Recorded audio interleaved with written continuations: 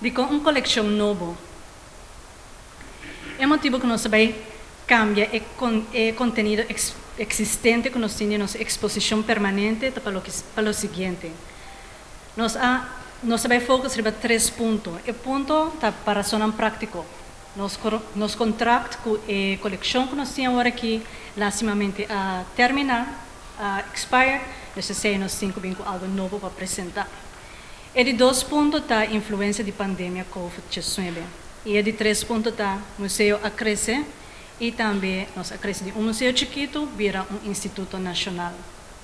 Como nós vamos fazer isso aqui, em colaboração com o FUICUBO, under andere, dus, entre outros, e também com diferentes outros institutos na Naboneiro.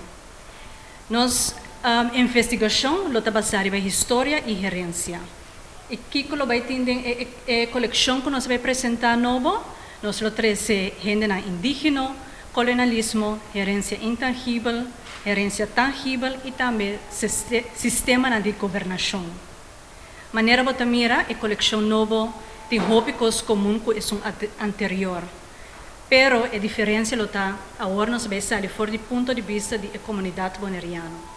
Aqui vamos mirar também como nós aplicar em modo research, museum, community.